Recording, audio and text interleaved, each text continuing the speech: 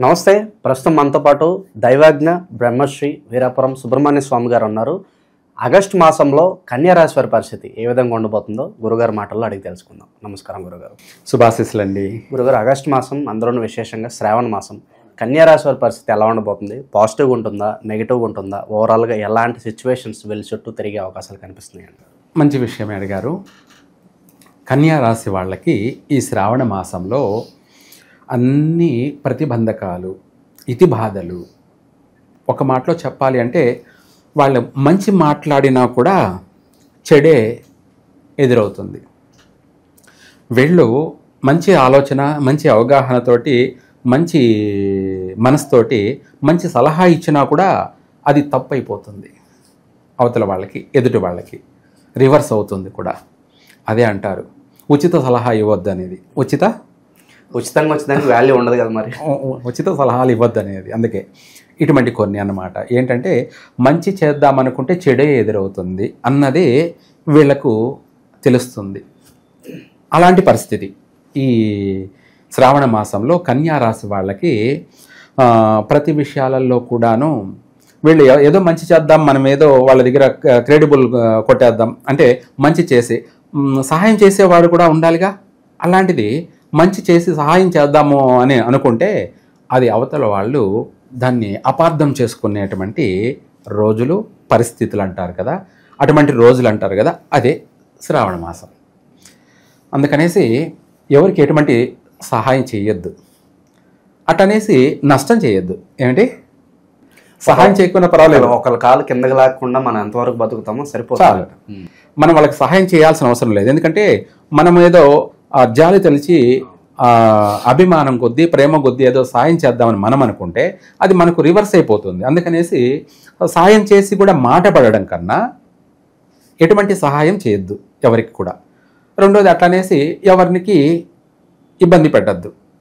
దాన్ని మనకు సేఫ్ అంటే కన్యా రాశి వాళ్ళు బాగుండడం కోసం వీళ్ళది ఉన్నదాన్ని పోగొట్టుకోవాల్సిన అవసరమూ లేదు, ఒకరికి సాయం చేసి మాట పడాల్సిన అవసరమూ లేదు. ఈ మాసంలో వీళ్ళు కూడా కొన్ని పనులకి దూరంగా ఉండాలి, కొన్ని పనులకి, కొన్ని వ్యవహారాలకి వెనకుండాలి. అంతే, తప్పదనమాట. ముందు పడి చేయకూడదు. 100% దానివల్ల బాధపడతారు, నష్టపోతారు. అన్ని విధాలా కూడా. సో ఏదన్నా నేనున్నాను పెద్దరికాన్ని తీసుకుని కొన్ని పనులు చేస్తూ ఉంటారు కదా, అలాంటివి పట్టుకుంటే మాత్రం అన్ని విధాల నష్టమే. ఉన్నది పోగొట్టుకొని తలదిమ్ము పడుతుంది అనమాట. అలాగే ఇదే కాకుండా ఈ రాశి వాళ్ళు నూతన వ్యాపారాలు ఏదైనా చేయకపోవడం చాలా మంచిది. ఉన్న వ్యాపారాన్ని ఎట్లా కాపాడుకోవాలా అన్నదే ఆలోచించాలి. కొత్తగా వ్యాపారాలు ఈ మాసంలో పెట్టద్దు. పెట్టాలి అనుకుంటే తర్వాత పెట్టండి. నా దగ్గర డబ్బు ఉంది, నేను చేస్తాను అంటే కంపల్సరీగా దాన్ని పోగొట్టుకోవడానికే చేయడం అది అవుతుంది. డబ్బు ఉన్నప్పుడు మనిషికి వెనక ముందు ఆలోచన, అవగాహన ఉండదు. ఎవరు చెప్పినా వినరు, ఎందుకంటే ఆల్రెడీ ఉంది కాబట్టి. అహంభావం, అహంకారం అనుకోవచ్చు. ఆ ఉన్నదాన్ని అంతా తీసుకుపోయి పెట్టేసి మొత్తం పోగొట్టుకోవడమే.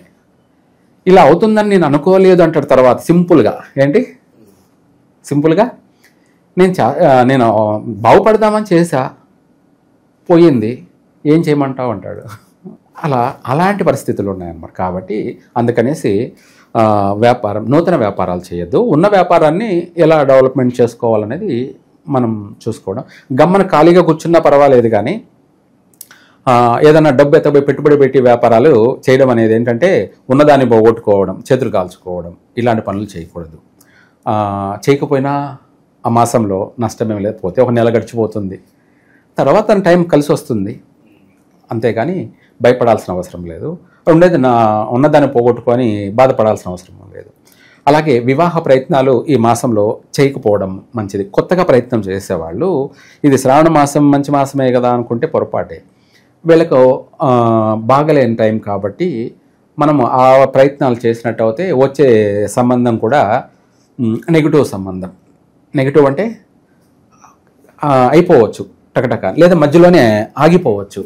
అంటే మనము నిశ్చయితాంబూలాలు పుచ్చుకొని మళ్ళీ వివాహం జరగకుండానే మధ్యలోనే ఆగిపోవచ్చు. ఇటువంటి సమస్యలు ఏర్పడే అవకాశం ఉంది. ఒకవేళ వివాహమైనా పెళ్ళి అయిన తర్వాత మళ్ళీ నష్టం జరిగే అవకాశం ఉంటుంది. అదే ఇళ్ళగానే పండగ కాదు కదా. అలా ఆ విధంగా ఇంపార్టెంట్ విషయాలు ఈ మాసంలో చేయకపోవడం మంచిది. వీళ్ళకు కూడా సంతాన విషయంలో జాగ్రత్త వహించాలి. వీలైనంత వరకు తినే ఫుడ్ని ఎక్కువగా చూసి తినాలి, వెజిటేబుల్ ఎక్కువగా తీసుకోవాలి. రెండోది వచ్చేసి ఈ రాశి వాళ్ళకి భూ వ్యవహారాలందు దూరం ఉండాలి. భూ వ్యవహారాలంటే ఇల్లు కొనడాలు కానీ లేదంటే ఇల్లు అమ్మడాలు కానీ నష్టపోయే అవకాశం ఉంది. మెయిన్గా ఇక్కడ ప్రలోభాలకు గురి చేసి అక్కడ ఏదో ఉంది ఇక్కడ ఏదో ఉంది అయిన వాళ్ళే మోసం చేసే సందర్భాలు అని కనిపిస్తున్నాయి. ఇవి 100% అధికంగా ఉన్నాయి. మీరు చెప్పినది, మీరు అడిగింది ఉన్నాయనే మనం చెప్తుంది. ఇంకా ప్రతి విషయం పూర్తిగా చెప్పడం కన్నా ఒక అర్థమయ్యేలాగా కొంతవరకు చెప్పడం మంచిది. ఇప్పుడు భార్య భర్తను మోసం చేస్తుందంటే అది వాళ్ళు కొంతమంది మరీ స్వామి ఎక్కువగా చెప్తున్నాడు అంటారు. ఎందుకు జరుగుతుంది సమాజంలో గురుగారు? మొన్నే చాలా మంది చంపేసుకుంటున్నారు, నదుల్లో కూడా దోవేసుకుంటున్నారు, బయట ఎన్ని చోట్ల మనం పేపర్స్లో. అది 100%. కానీ కొంతమంది అలాంటి ఆలోచనలు ఉన్న వాళ్ళు తప్పు పడతారుగా. అలా అందుకనేసి ఏది ఏమైనా కూడా 100% ఇవి అధికమైనటువంటి నష్టాలు ఉన్నాయి. సొంత అన్నదమ్ముల మధ్య మోసాలు ఉన్నాయి. తల్లిని బిడ్డే మోసం చేసే ఈ రాశిలో వాళ్ళకి ఇప్పుడు, లేదంటే బిడ్డే తల్లికి మోసం చేయడము, తల్లి పిల్లలకు మోసం చేయడము, ఇలాంటివన్నీ కూడా అధికంగా ఈ మాసంలో ఏదో ఒక నష్టాలు అయితే జరిగే అవకాశాలు అధికంగా ఉన్నాయి. అందుకనేసే ప్రతి విషయాల్లో కూడా జాగ్రత్తగా నడుచుకోవాలి. ఉద్యోగాలు కూడా ఉన్న ఉద్యోగాలు పోగొట్టుకునే అవకాశం ఉంది. అందుకనేసి ఉద్యోగంలో భయము భక్తితో ఆ ఉద్యోగాన్ని కాపాడుకోవాలి. అంటే ప్రతిరోజు కాదు, కానీ ఈ మాసంలో బాగలేదు కాబట్టి మన నడక మన మాటను బట్టి కూడా అవతల వాళ్ళకి కోపం వచ్చేసి ఉన్న ఉద్యోగాన్ని బీకే అవకాశం ఉంది. అందుకనేసి ప్రతి విషయాల్లో కూడా వీళ్ళు కూడా మౌనంగా కష్టపడాలి. అదేం జీవితాంతం కష్టపడరు. ప్రస్తుతానికి అయితే మనం కొంత తప్పదు. బాగలేని రోజుల్లో కష్టే మనం కష్టపడిన దానికి ఫలితం అనేది తర్వాత అయినా ఉంటుంది. ఆరోగ్య పరిస్థితి విషయాల్లో కూడా చాలా జాగ్రత్తగా ఉండాలి. స్త్రీలకు అబార్షన్లు జరిగే అవకాశం ఉంది, సంతాన నష్టం జరిగే అవకాశం ఉంది, ఆరోగ్యపరమైనటువంటి విషయాల్లో చర్మ వ్యాధులు అధికంగా వచ్చే అవకాశం ఉంది, నరాలకు సంబంధించినటువంటి బలహీనతమైనటువంటి సమస్యలు ఏర్పడే అవకాశం ఉంది. ఇటువంటి అనారోగ్య సమస్యలు అధికంగా ఉన్నాయి. కాబట్టి దానికి ఏంటంటే మనం తినే భోజనాల్లో జాగ్రత్తగా మనము ఏది తినాలి ఏది తినకూడదు అనేది కూడా వాళ్ళు పాటించాలి, ఆచరించాలి. తర్వాత ఇవన్నీ పక్కన పెట్టేస్తే ఈ యొక్క కన్యా రాశి వాళ్ళకి వారాలలో శనివారం రోజు కలిసి రాదు. ఇంపార్టెంట్ పనులు ముఖ్యమైనటువంటి విషయాలలో శనివారం రోజు చేయకూడదు. మిగతా వారాలన్నీ కూడా బాగానే ఉంటాయి, కలిసి వస్తాయి. శనివారం ఒకటి ఘాతు వారము కన్యా రాశి వాళ్ళకి. అలాగే మాసాలలోకి వచ్చేటప్పటికి ఈ శ్రావణ మాసమే వీళ్ళకు కలిసి రాదు. ఇక్కడ వాళ్ళ యొక్క రాశి ఫలాల్లో గ్రహస్థానాలను బట్టి బాగలేదు. రెండోది శ్రావణ మాసం అనేది కూడా నెగటివ్ మాసం. ఇప్పుడే కాదు, ఈ సంవత్సరమే కాదు, ఏ సంవత్సరమైనా కూడా కన్యా రాశి వాళ్ళు శ్రావణ మాసం ముఖ్యమైనటువంటి పనులు చేయకూడదు, కలిసి రాదు. తర్వాత నక్షత్రాలలో చూసుకుంటే శ్రవణ నక్షత్రం గల వాళ్ళతోనూ ఎటువంటి పార్ట్నర్షిప్ పనికిరాదు. ఏది కన్యా రాశి వాళ్ళు ఈ యొక్క శ్రవణ నక్షత్ర జాతకులతోటి లైఫ్ పార్ట్నర్షిప్ కానీ బిజినెస్ పార్ట్నర్షిప్ కానీ ఇటువంటివి ఏవి చేయకూడదు, కలిసి రాదు. వాళ్ళ వల్ల నష్టమే జరుగుతుంది. కాబట్టి వాళ్ళతో దూరం జాగ్రత్తగా ఉండడం మంచిది. ఇదే కాకుండా ఈ యొక్క కన్యా రాశి వాళ్ళు మీన లగ్నంలో ఇంపార్టెంట్ పనులు చేయకూడదు. ఇది అశుభ సమయం, బ్యాడ్ టైం అంటారు. మిగతా లగ్నాలన్నీ కూడా వీళ్ళకు కలిసి వచ్చేటువంటి శుభ లగ్నాలే. ఒక మీన లగ్నం తప్ప మిగతా ముహూర్తాలన్నీ కూడా అదృష్టప్రదమైనటువంటి ముహూర్తాలే. ఏదైనా సరే ఇంపార్టెంట్ పనులు ఈ మీన లగ్నంలో మాత్రమే చెయ్యొద్దు. దీన్ని ఘాతు లగ్నం వీళ్ళకి. ఆ టైం అనేది మనము చూసుకొని ఏదైనా చేసుకోవాలి. పెళ్ళిళ్ళు కానీ లేదా చిన్న వ్యాపారాలు పెద్ద వ్యాపారాలు కానీ దూరదేశ ప్రయాణం చేసి సాగించే టైం కానీ ఇటువంటివన్నీ కూడా మనము ఇంపార్టెంట్ విషయాలకి టైం అనేది చూసుకోవాలి. అది గుడ్ టైమా బ్యాడ్ టైం అనేది చూసుకొని నడుచుకోవాలి. ఈ కన్యా రాశి వాళ్ళు మీన లగ్నం మాత్రమే అశుభ సమయం కాబట్టి దాన్ని అవాయిడ్ చేసి మిగతా టైమింగ్లో ఏ పనైనా చేసుకోవచ్చు, కలిసి వస్తుంది. చాలా వరకు ప్రతికూల పరిస్థితులు ఎక్కువగా కనిపిస్తున్నాయి. అవును. సో మరి వీటిని అధిగమించి ముందుకెళ్ళాలంటే చాలా వరకు ధైర్యం కావాలి, మనోధైర్యం కావాలి. దీనికన్నా పరిష్కార మార్గాన్ని తెలియజేయండి. అవును, చాలా మంచి పరిష్కార మార్గం కూడా తెలియచేద్దాం. కన్యా రాశి వాళ్ళకి ఈ శ్రావణ మాసం బాగలేదు కాబట్టి వీళ్ళు సర్పాలకు సంబంధించి వీళ్ళు ఏదైనా చేసుకుంటూ ఉండాలి. ఎందుకంటే ఈ మాసం అంతా కూడా విశేషమైనటువంటి శుభమాసం, సర్వకార్యాలకు చాలా శుభప్రదమైనటువంటి మాసం. అయితే కన్యా రాశి వాళ్ళకి అన్ని విధాల కూడా కలిసి రావడం కొరకు, అన్ని విధాల అభివృద్ధి చెందడం కొరకు ఈ రాశి వాళ్ళు జంట నాగులు ఉంటారు కదా, జంట నాగులకి ఒక ఆవు పాలని ఒక హాఫ్ లీటర్ కానీ లీటర్ కానీ పాలను తీసుకొని అందులో పసుపు బాగా వేసి బాగా కలిపి ఆ పాలు పసుపుతోటి అభిషేకం చేయాలి. వీళ్ళే స్వయంగా అభిషేకం చేయాలి. ఆ అభిషేకం చేసేటప్పుడు వీళ్లకు సర్వకార్య సిద్ధి అనేది కన్నా కూడా ముఖ్యంగా చెప్పాలంటే ఆరోగ్యంగా ఇంపార్టెంట్గా కన్యా రాశి వాళ్ళు బాగుండాలి.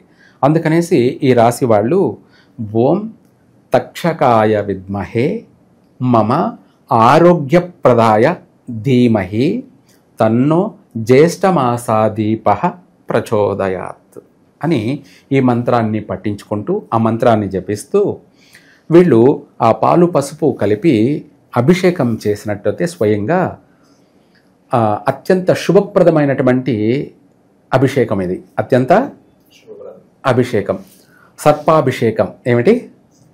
సర్పాభిషేకం. అభిషేకం చేయడం వల్ల ఆ యొక్క సర్ప శిలకి ప్రతిష్ఠ చేసినటువంటి విగ్రహానికి ఎక్కడా కూడా తెర లేకుండా, గ్యాప్ పోకుండా పూర్తిగా సంపూర్ణంగా విగ్రహానికి అభిషేకం చేసినట్టయితే వీళ్ళకు కూడా శరీరంలో అవయవాలన్నీ కూడాను ప్రతి పార్టు, ప్రతి భాగాలు, అంగాంగాలన్నీ కూడా అద్భుతంగా సంపూర్ణంగా ఆరోగ్యంగా కోలుకుంటాయి. దీర్ఘకాలికంగా బాధపడుతున్నటువంటి వాళ్ళు, ఆరోగ్య సమస్యలతో, అనేకమైనటువంటి నరాల బలహీనతతో బాధపడుతున్న వాళ్ళు, చర్మ వ్యాధులతో బాధపడుతున్న వాళ్ళు, ఇలా అనేక రకాలుగా బాధపడుతూ ఉన్నవాళ్ళు, బాధిస్తున్నటువంటి వాళ్ళు సర్పదోషం ఉంది కాబట్టి అందుకనేసి ఈ శ్రావణ మాసంలో పాలను పసుపును బాగా కలిపి ఆ అభిషేకం అనేది 15 రోజులు చేయాలి.